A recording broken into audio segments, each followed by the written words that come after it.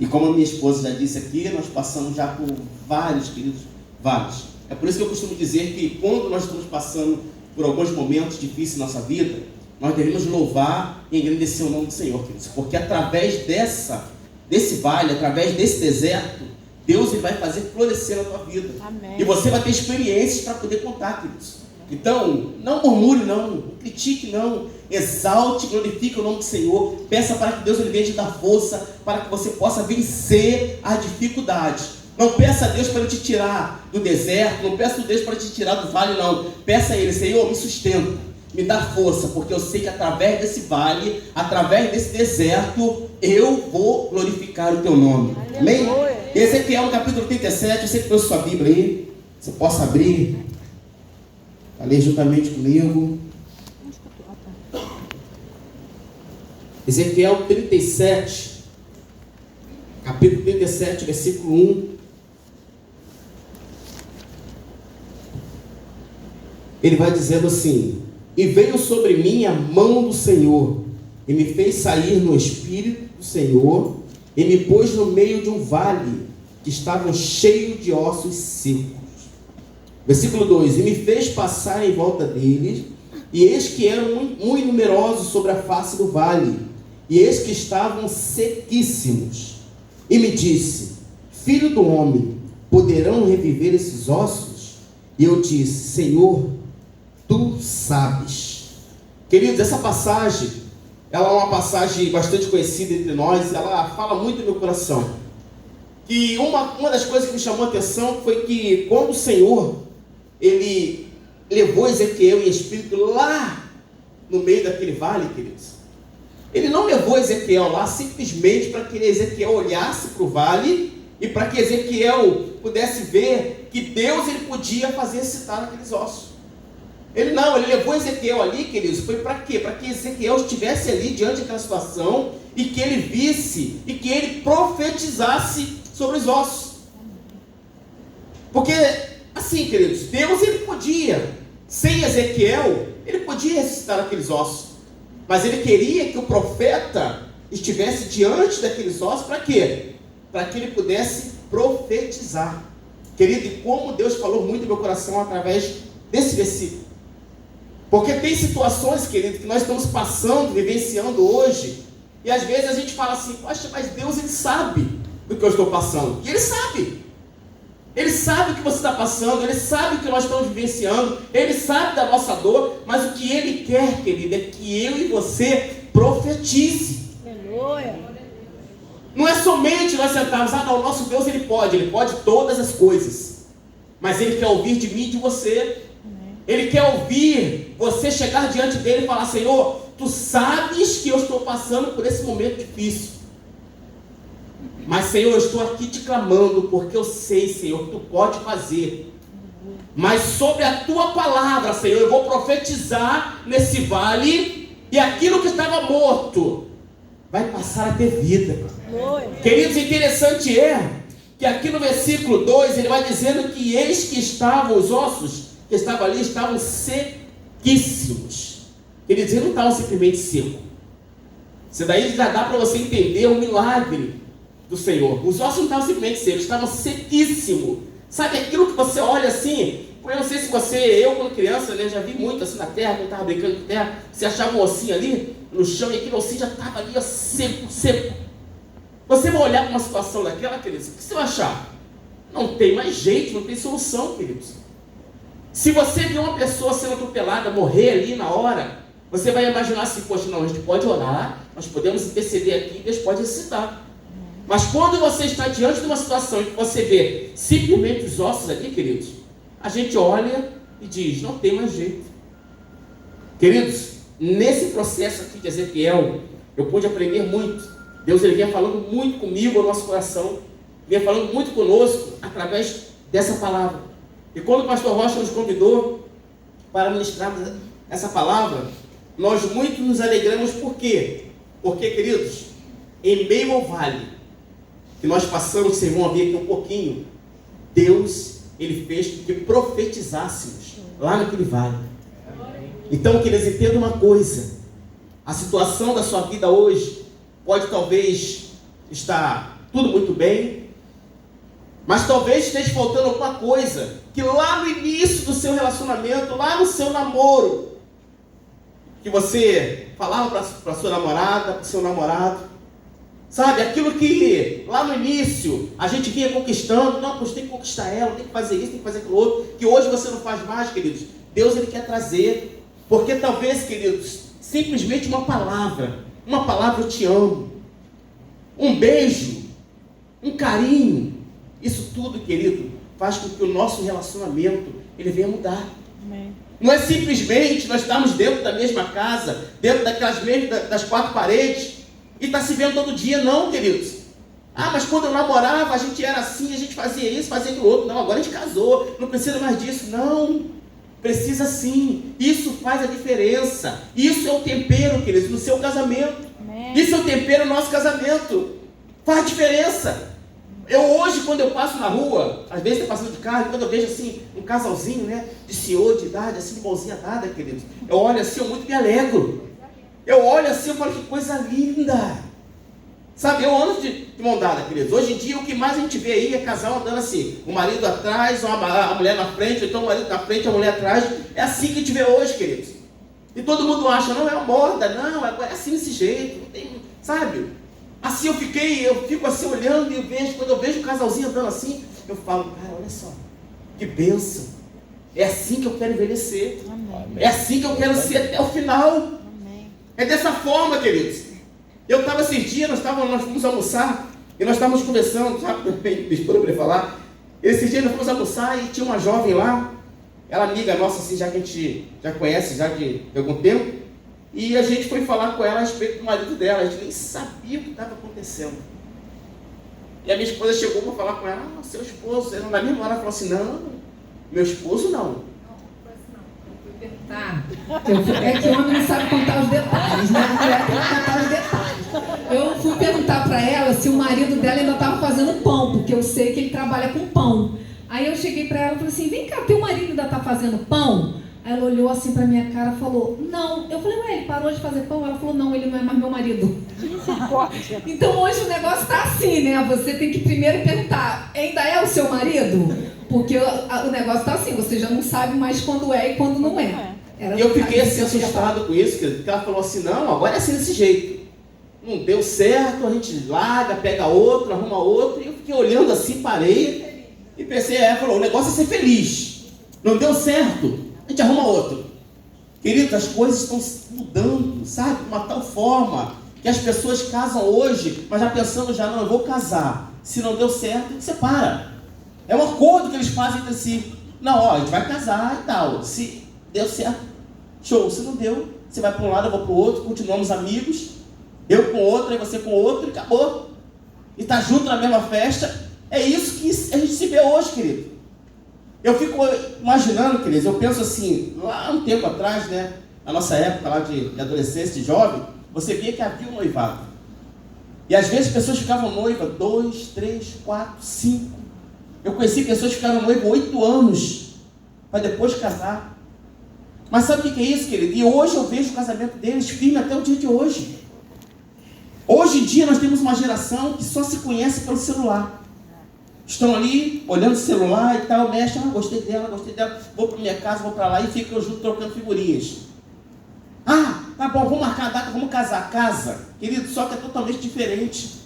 Quando você vai lá visitar ela, ela vai te visitar, é totalmente diferente. Agora, quando vocês estão juntos, dentro da mesma casa, dentro de 4 paredes, e levantam junto na mesma cama, querido, é diferente.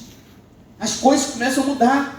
E é por isso que os casamentos hoje não dão certo, sabe por quê? Porque não tem um diálogo, não tem um relacionamento. Os casais hoje em dia querem namorar. Namorou, a gente já marca a data para casar. X, tu, casou. Aí passa um mês depois, não está dando certo. Você fez arroz queimado, você fez isso, aquilo outro que eu não gostei, então você vai para o teu lado e eu vou para o meu. Queridos, não é dessa forma. Eu e minha esposa, nós passamos por várias lutas e dificuldades, querido. Quanto foi difícil. Mas eu glorifico o nome do Senhor, porque hoje nós estamos de pé. E ela vai contar um pouquinho aqui do que passamos. Então, essa parte ficou para mim, né? Porque eu tenho que contar os detalhes. Queridos, eu separei 3 situações que eu acho que acontece assim na maioria dos casamentos. E a primeira situação ele falou esse negócio aí de noivado, 8 anos, mas eu vou falar para vocês, a gente quando se conheceu, a gente namorou, noivou e casou em 10 meses. Quando a gente fazia 1 ano de namoro, já tinha 2 meses de casado, né? E muitas pessoas falaram pra gente assim que era fogo de palha, porque eu sou mais velha que ele 6 anos. E na época eu parecia ser mãe dele, porque ele tinha 23 e eu ia fazer 29. É hoje, né? Ser besta. Então, todo mundo dizia, eu era assim, bem gordinha, e todo mundo falava que eu parecia ser mãe dele. Me chamavam até de Papa Anjo, gente, não sei, acho que tem bastante gente aqui que lembra desse jargãozinho aí, me chamavam de Papa Anjo, porque ele tinha 23 anos, mas ele parecia ter 15. E eu tinha 29, mas parecia ter 40. Então o negócio era bem assim. Então, e eu tinha um filho, gente, eu era mãe solteira, eu tinha um filho de 5 anos, e as pessoas falavam assim, nossa, você parece mãe dele. Eu me lembro que ele ia na escola buscar o meu filho, e no primeiro dia que ele foi, os professores da escola tudo saíram e falaram, ah lá, é o namorado da Andréia. Porque ele parecia ser meu filho, gente, ele parecia mesmo ter 15 anos. Então, quando a gente resolveu casar, todo mundo falou que era fogo de palha. Eu quero falar para vocês que a palha durou, porque ela tá pegando fogo até hoje. Glória a Deus! 25 anos de palha pegando fogo. Então, assim, a gente não recebeu essa palavra. A gente tomou posse do fogo de Deus, porque nós somos de Deus. Deus é o centro do nosso casamento. E quando Deus está no meio do teu casamento, pode vir o vale que vier, você vai passar por ele.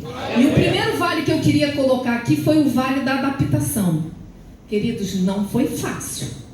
Eu era uma mulher assim independente, né? Eu tinha minha independência, eu tinha meu trabalho, eu trabalhava com comércio na porta da minha casa. O meu filho de 5 anos dormia comigo, colado na minha costela. E quando a gente casou, a gente teve que mudar bastante coisa e foi difícil pra caramba. A primeira situação terrível foi eu ter que separar o meu filho de mim. Porque ele falava assim, não, agora a gente é casado, você tem que botar o seu filho para dormir. Nosso filho, né? Porque ele adotou como dele assim, e até hoje, né? O meu filho chama ele de pai e ele é o pai dele. E ele falou, não, você vai ter que botar o nosso filho para dormir no quarto dele. Gente, aquilo acabava comigo, porque o bichinho chorava a noite toda. Mãe, eu tô vendo uma luzinha, mãe, tem um monstro no quarto. Eu falava, amor, só hoje, amor, deixa ele vir pra cá. Não, deixa ele lá. Então foi assim uma situação muito difícil. E aquelas questões de eu ter que prestar, não é satisfação, mas tipo assim, eu ia fazer uma coisa e eu já era tão independente que eu queria fazer aquilo sozinha. Entendeu? E quando ele via, eu já tinha feito. Aí ele falou assim, mas como assim? Você não falou nada comigo? Eu falei, amor, desculpa, mas já é no impulso, né? Então, assim, queridos, o período da adaptação foi um vale terrível de se passar. Foi difícil, mas a gente venceu, né? Não demorou muito tempo, meu filho já estava de boa, dormindo no quarto sozinha, e eu consegui, né, a falar para ele, amor, estou gastando R$10. Amor, tô gastando, porque ele era assim, né, gente? Se ele tivesse R$1, ele ia gastar e me ligava, amor, tô com R$1 aqui na carteira, vou passar na padaria e vou comprar pão. Então, assim, até hoje ele é assim, né? Mas até hoje ele é assim. Então, assim, pra mim foi muito difícil isso, porque eu já tava com dinheiro no bolso, já passava, já comprava, e quando ele chegava em casa, comprou? Eu falei, comprei, tava precisando, eu comprei. Ele, poxa, mas você nem me falou nada, eu sempre te falo. Então, assim, foi difícil pra caramba. E hoje a gente vê muito isso. Os casais, né, já tem não sei quantos anos de casado e cada um faz o que quer. Eu conheço vários casais que são assim.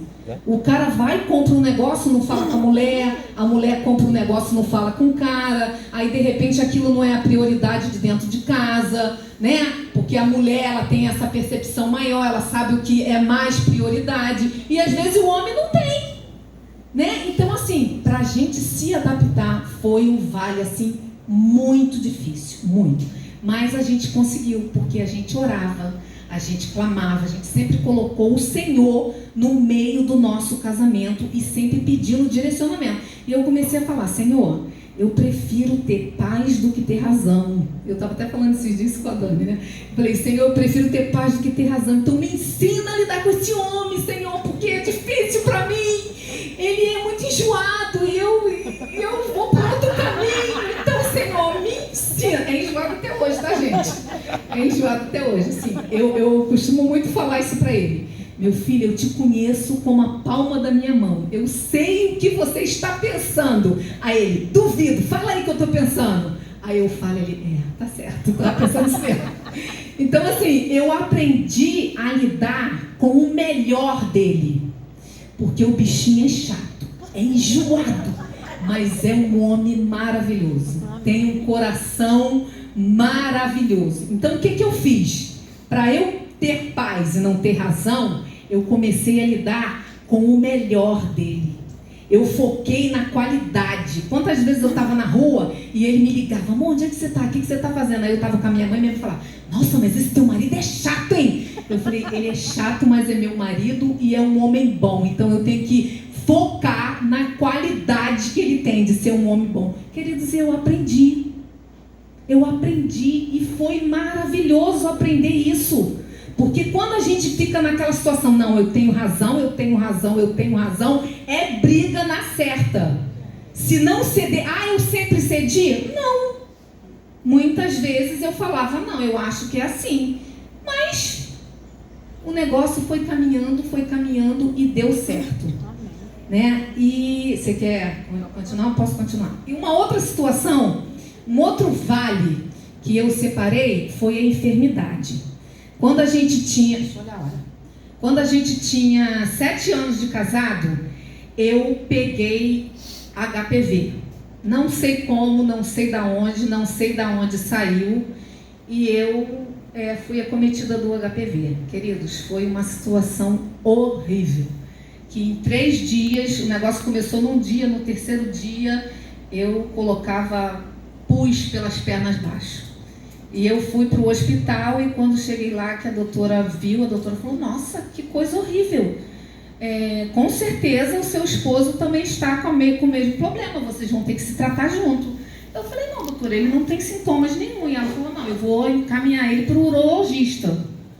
E encaminhou. Quando chegou lá, o urologista pegou, né, todo o relatório que a doutora mandou para ele mostrar o que estava acontecendo comigo. O médico falou assim: não, isso aí é impossível. Não é possível a tua esposa estar com toda essa situação e você não ter nada. Aí meu marido falou assim: a doutora me encaminhou e eu tô aqui para saber o que a gente vai fazer. Aí mandou fazer exames clínicos, tudo. Gente, ele não tinha nada. E eu estava horrível. Uma situação assim, horrível. E eu comecei a fazer aquele tratamento, um tratamento muito doloroso, uma coisa muito ruim. E foi ali que ele aprendeu a ser meu enfermeiro, né? Ele começou a cuidar de mim e tinha que fazer curativo 3 vezes ao dia. E eu lembro que a gente tinha que colocar soros, congelar na geladeira para fazer curativo com aquele soro e aquele negócio. E foi uma situação horrível, irmãos, foi uma coisa horrível. E foi assim um período onde pintou aquela situação assim: mas como é que ela pegou isso? Se eu não tenho, como é que ela pegou isso?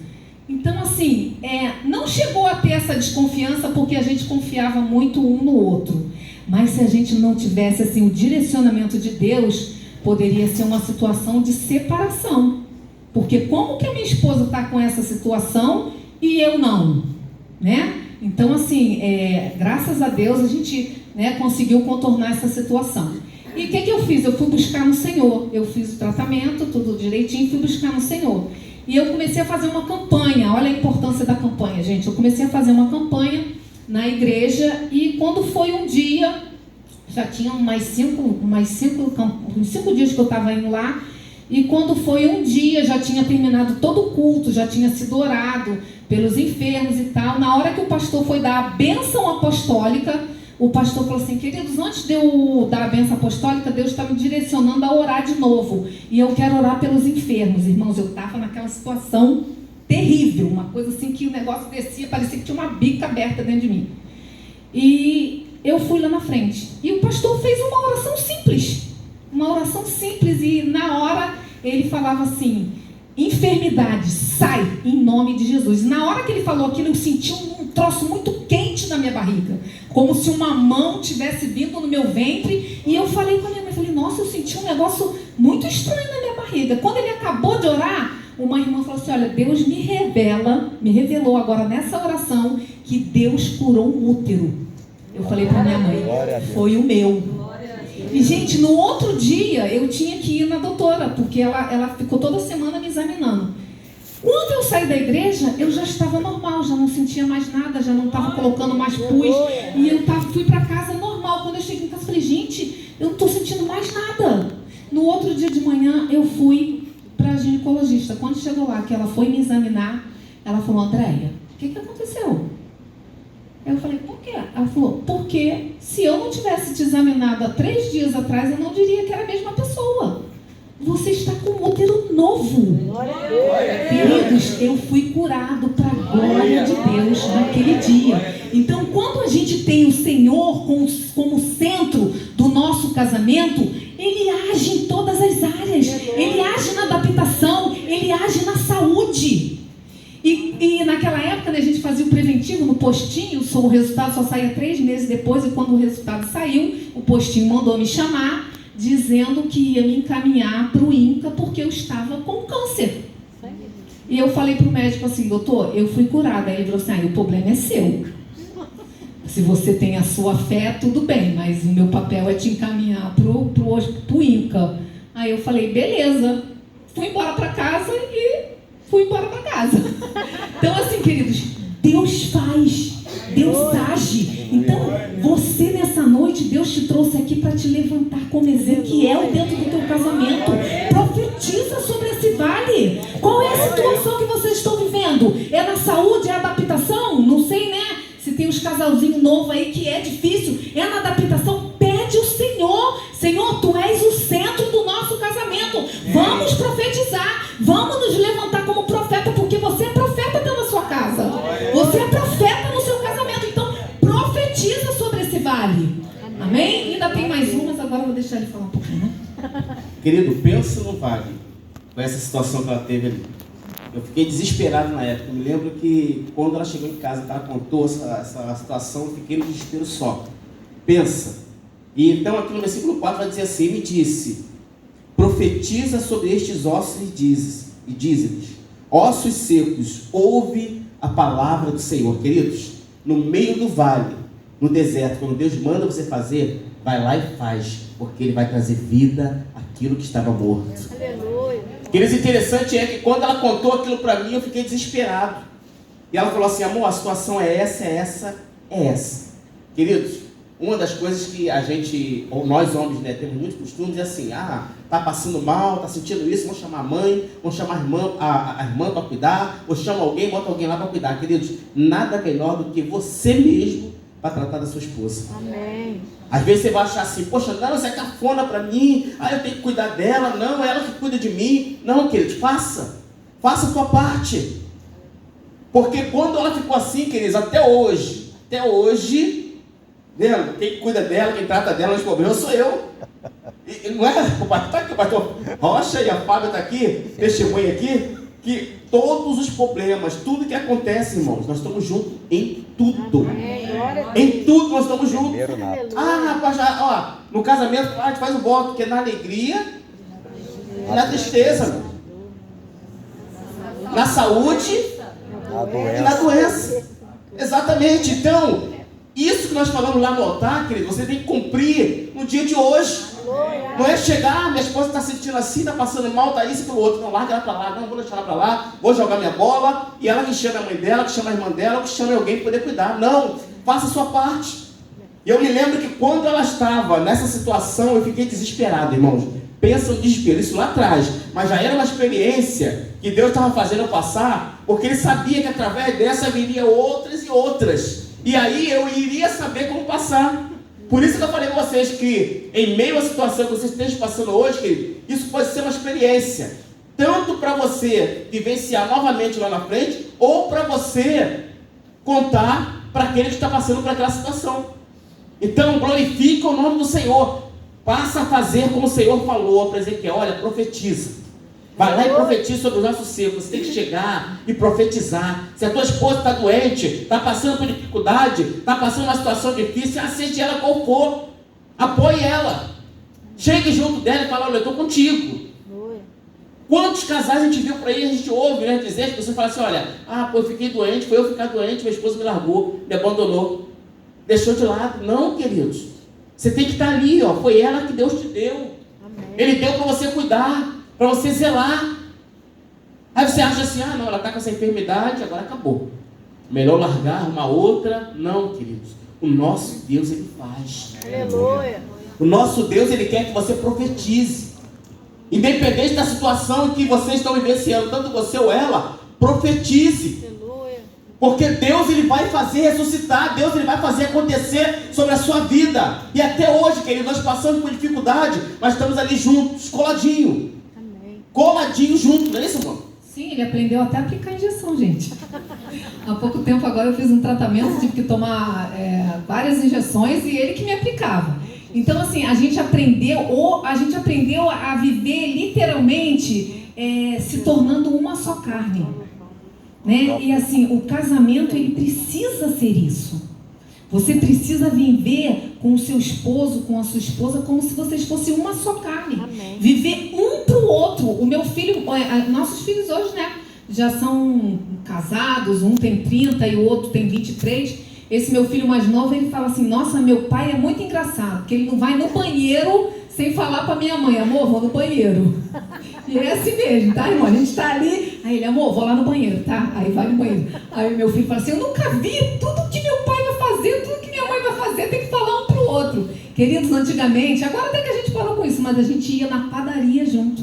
No mercado a gente vai até hoje. Mas se fosse na padaria, a gente ia junto. Eu ia pro Detran, queridos, fazer vistoria no carro junto com ele. Marcava a vistoria do carro e ia lá. Eu falava: meu filho, não dá para você ir só. No início, né? Eu falava: não dá para ir só você, não, isso é coisa de homem. Ele falava: amor, eu gosto tanto quando você vai comigo, eu me sinto tão seguro. Então, assim, a gente faz tudo junto. A gente não vai dormir separado. Ele não dorme primeiro que eu, nem eu durmo primeiro que ele. A gente dorme junto, a gente acorda junto. Então, assim, a gente vive literalmente uma só carne. Amém. E isso, assim, tem sido bênção para as nossas vidas. A outra situação, outro vale que a gente passou foi o vale financeiro, né? Então, aqui a gente separou 3 vales, que é a adaptação, saúde e financeiro. Eu acho que todo casal passa por isso, né? E a gente viveu, assim, períodos financeiros terríveis. Se a gente fosse contar tudo que a gente já viveu, a gente ia fazer 3 noites de vigília, porque eu falo pra caramba e Deus, assim, abençoou de forma sobrenatural. Mas eu quero dar uma resumida, assim, quando a gente veio para cá, para Itaguaí. Quando a gente veio para cá, para Itaguaí, a gente morava numa casa de 10 cômodos e a gente tinha tudo. A gente tinha tudo. E eu falava assim: amor, a gente vai ficar bastante tempo sem ir para Casa Bahia, né? Comprar móvel, porque a gente tem tudo. Quando a gente veio para cá, a gente teve que se desfazer de quase tudo, porque a gente veio para cá para abrir uma loja e eu fui morar numa kitnet, e a kitnet não cabia os móveis que tinham em 10 cômodos. Eu deixei um montão de coisa para lá, trouxe algumas coisas e o que eu trouxe também não cabia lá. E a gente foi morar de aluguel, abrimos uma loja aqui em Itaguaí, a loja não deu certo e a gente acabou ficando sem lugar para morar. Mas a minha mãe tinha um terreno lá no Leandro, que é o lugar onde eu moro hoje, e a minha mãe tinha falado comigo: André, você quer esse terreno? Tem que pagar os IPTU dele, que há muito tempo eu não pago. A gente pagou os IPTU, irmão, só que o lugar era horrível. E eu falei para ele assim: jamais eu vou morar nesse lugar. Eu não quero morar lá, porque a rua, onde era o nosso terreno, não tinha rua, era um caminho. A rua só ia até um poste que era antes, porque na época era tudo lama, era lama pura. E eu falei: eu não quero morar naquele lugar. Quando a gente veio para cá, que abriu loja, a loja não deu certo, a gente não tinha emprego, ficou sem ter onde morar, porque eu não tinha dinheiro nem para pagar aluguel. Aí ele virou para mim e falou assim: a gente vendeu aquele terreno, porque a gente abriu uma loja, não deu certo, aí a gente vendeu o terreno para pagar a conta da loja. Só que a gente já tinha recebido metade do dinheiro do terreno e ele virou para mim e falou assim: eu acho que a gente se precipitou, porque agora a gente não tem loja, não tem emprego, não tem dinheiro, a gente vai morar onde? Aí eu falei, não tinha parado para pensar nisso. Olha como que a gente faz as coisas sem planejar, não dá certo. Mas Deus já estava no controle, porque foi Deus, eu vejo assim como Deus colocando a gente na boca do peixe e levando a gente para aquele lugar. E o que aconteceu? A gente combinou com o meu cunhado, que era o meu cunhado que tinha comprado terreno, a gente devolveu o dinheiro da entrada, né? Suamos, não sei como a gente conseguiu o dinheiro, mas Deus trouxe a provisão, a gente devolveu o dinheiro da entrada para o meu cunhado e eu falei para ela assim, agora a gente vai construir lá com que dinheiro? Porque a gente não tem dinheiro para comprar nem um tijolo. E ele falou assim, minha filha, se Deus trouxe a provisão para a gente devolver o dinheiro, Deus vai trazer a provisão para a gente construir. Queridos, aconteceu uma situação e a gente conseguiu uma ajuda de R$200 por mês no período de 6 meses para a gente pagar um aluguel. A pessoa que nos ajudou falou que era assim, é uma contribuição para vocês conseguirem pagar o aluguel. Aí eu falei para ele, amor, vamos pegar esse dinheiro, vamos fazer vamos comprar material de construção, vai você e o Aleph para lá construir o terreno. Construir pelo menos um cômodo e a gente vai para lá e mora lá naquele buraco lá, porque era um buraco, gente. A gente vai para lá e mora lá. Aí ele foi com o meu filho mais velho e construiu um cômodo 4x4. Não tinha janela, era igual aquela música, né? Era uma casa muito engraçada, não tinha teto, não tinha nada. Não tinha, gente, não tinha janela, não tinha vaso, não tinha chão, era terra. Nós fomos para lá com chão de terra, não tinha vaso, era um buraco. E não tinha janela, a gente tampava com aquele plástico preto que a gente levou da loja para lá. E para completar, era caminho de bandido. Os bandidos passavam lá, abriam o plásticozinho assim e falavam, quem é que está morando aí? E eu com meus filhos lá tremendo de medo. E a gente viveu ali naquele lugar. Mas Deus tem os seus meios de agir. E quando Deus tem um propósito na tua vida, querido, você precisa passar pelo processo. Ezequiel, quando foi levado ali naquele vale, teve todo um processo até aqueles ossos reviverem. Até aqueles ossos se juntar, criar carne, nervos e tendões, teve um processo. Depois precisou que o Espírito de Deus soprasse. Então, queridos, na nossa vida, tudo tem um processo. Eu não sei qual é a situação que você está vivendo. Eu não sei em qual parte do processo você está. Mas eu quero te dizer, o Deus que usou Ezequiel para profetizar naquele vale, te levanta como Ezequiel nessa noite para você profetizar sobre essa situação que você está vivendo no teu casamento. Creia, profetize e confie. Glória a Deus. Queridos, e eu vivi ali naquele cômodozinho sem janela.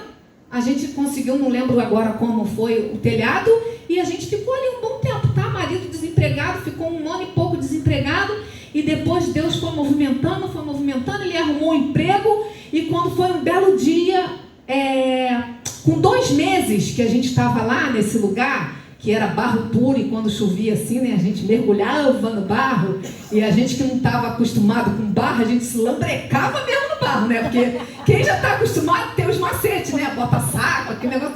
Gente, eu me lambrecava mesmo no barro, porque eu saía andando e quando eu vi eu estava barro puro.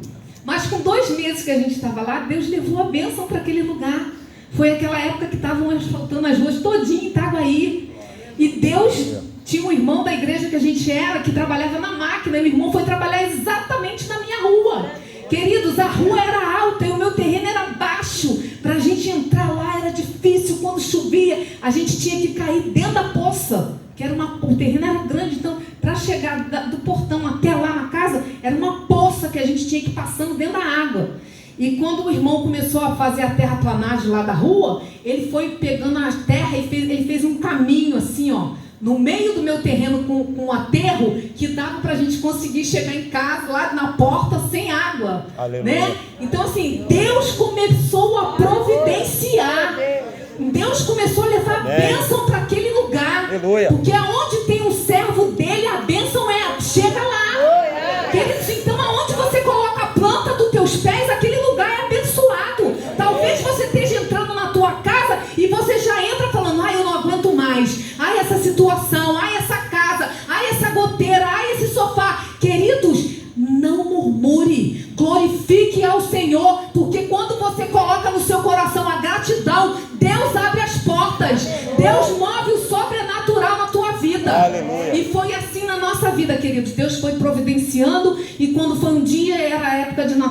não tinha nada para comer, e já era assim, comecinho de dezembro, e eu pensando, meu Deus, marido desempregado, não tem nada em casa para comer, o que a gente vai fazer? E esse mesmo irmão, que foi lá, né, botar o caminho lá, um dia chegou lá, bateu no portão, irmã, eu vim aqui trazer uma cesta básica para vocês, que eu sei que vocês estão vendendo o almoço para comer na janta. E a gente foi abençoado de manhã, com uma cesta básica enorme. Quando foi à noite, a filha dele bateu lá no portão, irmã, eu vim aqui trazer uma cesta básica para vocês. Eu falei, não, mas eu já ganhei. Ela, não, mas Deus mandou trazer outra. Queridos, aquela cesta básica durou 6 meses. A gente viveu, o alimento não acabava, a gente abria a porta, tinha arroz, a gente abria a porta, tinha feijão, o alimento não acabou. Deus nos sustentou com aquela cesta básica 6 meses até meu esposo arrumar um emprego.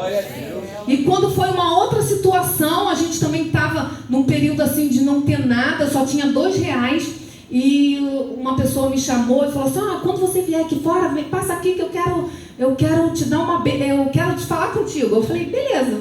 Eu com R$2 tinha ligado para minha mãe e falei, mãe, você pode fazer uma compra para mim no cartão? Ela falou, posso. Eu falei, aproveita e leva R$10, que eu só tenho 2, na época a compra era R$2. Eu só tenho dinheiro para ir, não tenho dinheiro para voltar. Aí ela falou, tá bom. Aí eu fui, vim aqui para fora e fui passar na casa dessa pessoa, né? Quando cheguei lá, a pessoa falou, eu comprei uma calça, e essa calça veio um cinto, e eu queria dar um cinto pro Aleph, que é o meu filho mais velho.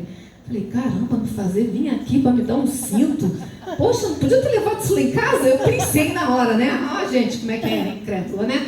Aí, nisso minha mãe me ligou, e ela falou, onde é que você tá? Eu falei, tô aqui. Ela falou assim, tô indo lá pro Guanabara. Eu falei, beleza, tô indo lá também. Aí eu falei, tô indo embora. Ele falou, você vai pro Guanabara? Eu vou contigo até ali que eu tenho que resolver um negócio ali. Aí fomos, né, conversando e tal. Quando chegou em frente ao Bradesco, ele falou assim, vem cá. E era finalzinho de novembro, eu faço aniversário dia 1º de dezembro. Isso era, acho que dia 29 de novembro. Aí ele foi, me chamou, falou assim, aí eu entrei no banco com ele. Aí ele falou pra mim assim, eu vou te dar esse cartão aqui, esse cartão tá no meu nome. Eu não passei pro teu nome, porque se eu fosse passar pro teu nome, eu ia ter que pagar imposto de renda. Então eu deixei no meu nome, mas a senha desse cartão é a data do seu aniversário. Você pode usar tudo que tem nesse cartão.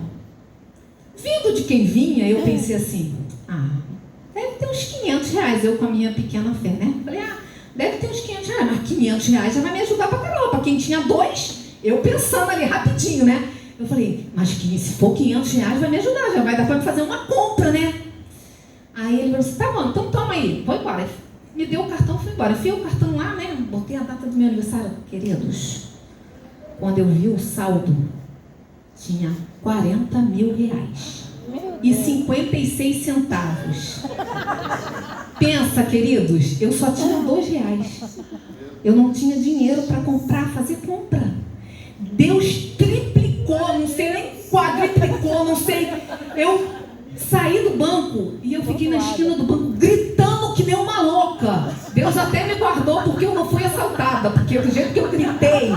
E eu liguei para ele e eu falava assim, você gritando e chorando, você crê no Deus que você serve? Eu pulava e gritava e todo mundo me olhando, você crê no Deus que você serve? E ele falou, o que aconteceu? Por que você está chorando?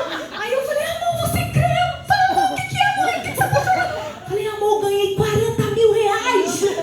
Gritei, gente, no meio da rua. Glória a Deus. E Deus nos sustentou com aquele dinheiro. Eu construí a minha casa. A gente viveu um bom tempo, que ele ainda ficou desempregado mais um tempo. E assim, o dinheiro multiplicou. Foi uma coisa assim, sobrenatural. Queridos, o que eu quero falar para você nessa noite? Não importa a circunstância que você esteja vivendo. É saúde, é vida financeira.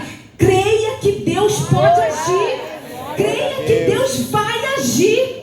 Se Deus tem te colocado no meio desse vale, como meu esposo falou, se Ele quisesse, Ele faria.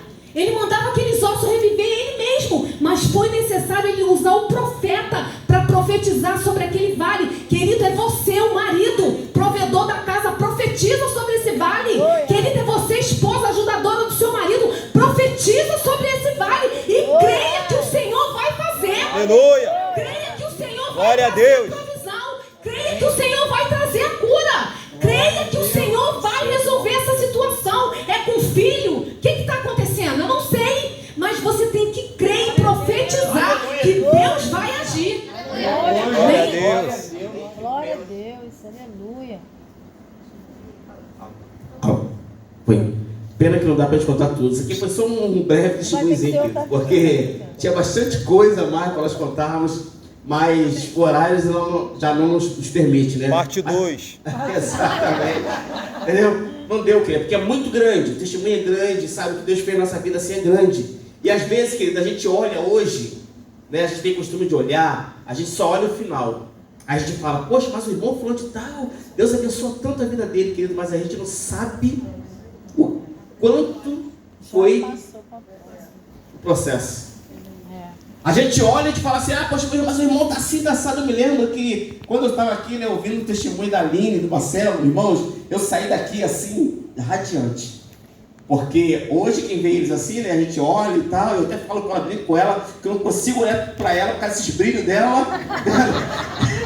Ela brilha tanto, que eu olho para ela, eu brinco com ela e falo assim, eu não consigo olhar para você, Aline, esse brilho dos seus ouros me deixa cego.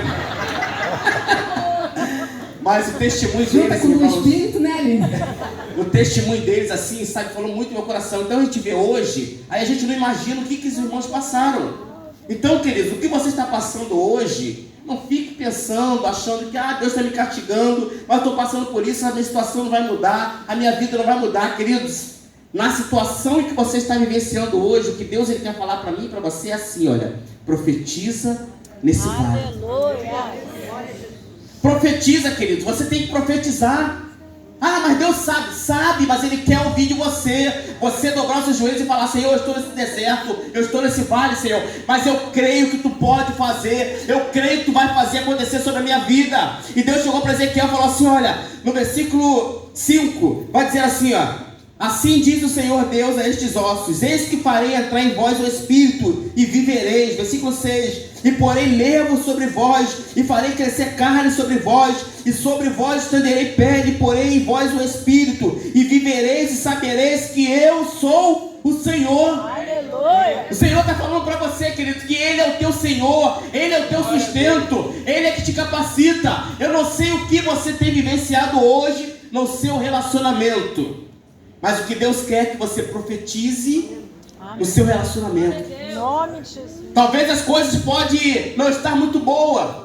Pode ser que esteja vendo alguma coisa acontecendo, queridos. Mas Deus sabe. Mas Ele quer que você profetize no seu relacionamento. Amém. Mas eu estou vivendo assim, irmãos. Eu não sabe o que eu estou passando em casa. Estou numa situação já pensando em separar, queridos. Não faça isso não.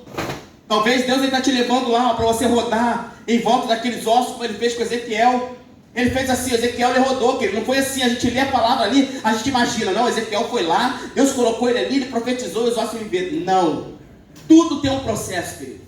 Talvez você esteja passando hoje por um momento em que Deus esteja fazendo você assim, rodar em volta do seu casamento, em volta da situação que você está passando, para dizendo para você assim, olha, profetiza.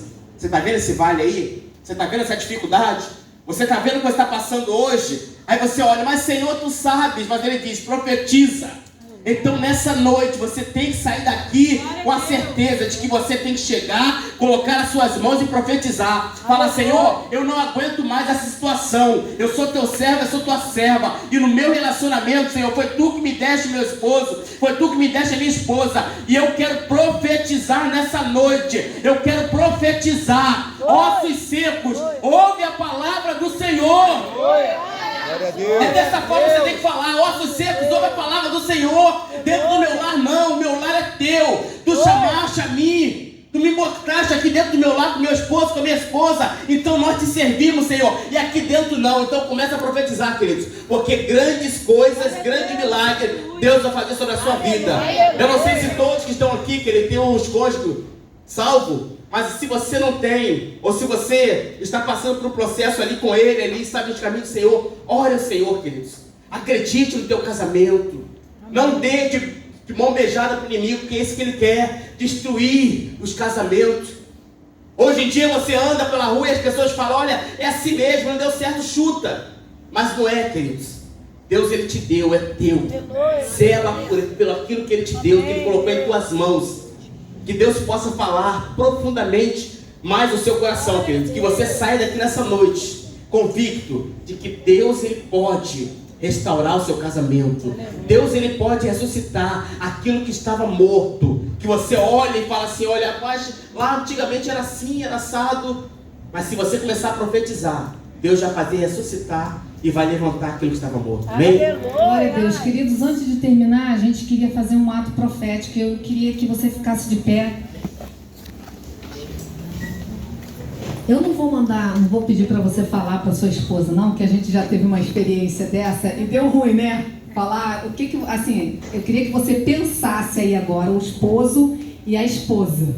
Eu queria que você pensasse uma situação que você gostaria que o seu cônjuge mudasse. Aquilo que te incomoda, aquilo que te atrapalha, aquilo que traz briga, aquilo que traz confusão. Né? A gente fez isso e a gente foi falar, menino, deu ruim. Deu ruim, então é melhor não falar não, só pensa. Tá? Pensa aí na sua mente o que você gostaria que ela mudasse, ou o que você gostaria que ele mudasse. E a gente vai estar lendo aqui agora, você fechou? Abre aí para mim. A gente vai estar lendo aqui o versículo 9. Tá? E enquanto a gente estiver lendo, você vai profetizando aí sobre essa situação. Tá bom? Pensa aí, você quer que ele lave louça, né? Você quer que ele te ajude a fazer comida? Você quer que ele seja mais romântico? Deus pode fazer tudo, queridos. Deus pode fazer tudo. Então, aquilo que tem sido assim mais difícil para você, coloca aí na sua mente que enquanto a gente estiver lendo o versículo 9, eu tenho a certeza que Deus vai estar agindo. E o versículo 9, ele diz assim, ó. E ele me disse, profetiza ao Espírito, profetiza ao Filho do Homem, e dize ao Espírito, assim diz o Senhor, vem dos quatro ventos, ó Espírito, e assopra sobre esses mortos, para que vivam. Queridos, aquilo que estava morto, hoje o Senhor entra com o sopro do Espírito Santo, porque já foi colocado carne, nervos e tendões, mas ainda está sem vida. Eu quero declarar sobre a tua vida hoje, o Espírito Santo de Deus entrando nessa situação, entrando nessa causa, nessa dificuldade e trazendo vida para a glória do Senhor. Amém? Amém. Receba essa palavra profética, queridos, em nome de Jesus. Amém. Amém. A próxima terça.